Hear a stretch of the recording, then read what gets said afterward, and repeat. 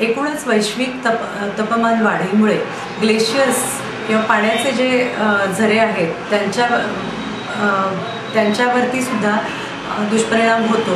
हिमनग नग जे असतात ते वितळतात, बर्फाचे पर्वत वितळतात आणि त्यामुळे त्या ठिकाणी सुद्धा बॅक्टेरियांची वाढ ही जास्ती प्रमाणात होते आणि त्यामुळेच एकूणच संसर्गजन्य रोगांमध्ये त्यामुळे खूप जास्ती प्रमाणामध्ये वाढ होत आहे असं दिसून येतं. हवामान बदलाचा परिणाम हा आरोग्यावरती थेट होणारा असतो.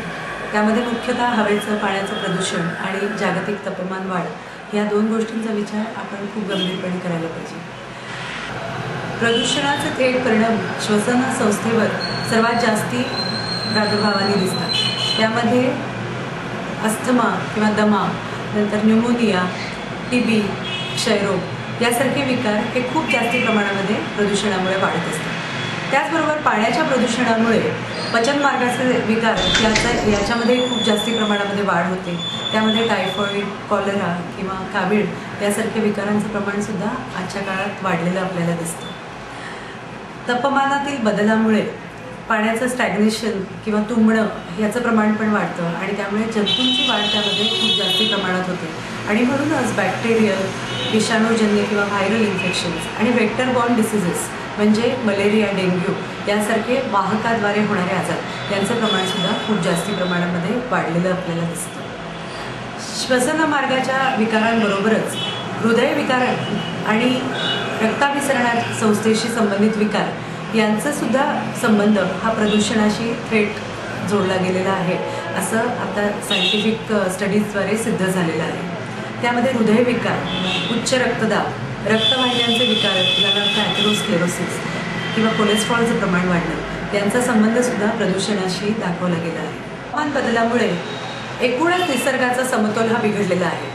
सर्व इकोसिस्टीम ही डिस्टर्ब झालेली आहे आणि त्याचा परिणाम असा होतो की बॅक्टेरिया किंवा व्हायरस यांचे नवीन नवीन ट्रेट्स हे निर्माण होत आहेत. त्याचा परिणाम असा होतो की पूर्वी जी औषधं काम करत होती, अँटीबायोटिक्स प्रकारची औषधं किंवा जी औषधं बॅक्टेरियांना मारणारी असतात, त्यांची ग्रोथ थांबवणारी असतात, तर बॅक्टेरियांचे मध्ये जो बदल होतो, जेनेटिक बदल होतो, त्याच्यामुळे ही पूर्वीच्या औषधांना आता ते दाद देत नाही आणि त्या परिणामी औषधांचा रेझिस्टन्स किंवा ड्रग रेझिस्टन्स हा सुद्धा खूप जास्ती प्रमाणामध्ये निर्माण व्हायला लागतो आणि त्यामुळे नवीन नवीन औषधं शोधून काढावी लागतात आणि ज्याचा ताण हा अर्थातच आपल्या देशाच्या इकॉनॉमीवरती सुद्धा खूप जास्ती प्रमाणामध्ये येतो.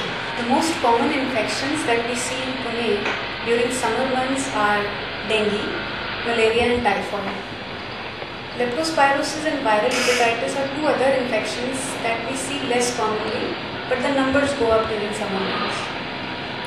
Dengue and malaria, as you very well know, are caused by bite of mosquitoes. Typhoid and viral hepatitis, on the other hand, mostly occurs because of ingestion of contaminated food and water. And leptospirosis occurs because of human skin coming in contact with dirty water. Dengue fever is basically a viral infection. It is caused by bite of Aedes aegypti mosquito, which transmits the virus from one person to the other. It is very important to remember that Aedes aegypti mosquito is a day biter and it requires clean water to breed.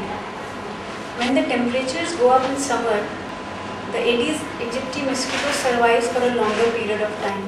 There is no effective vaccine available to prevent getting dengue and malaria.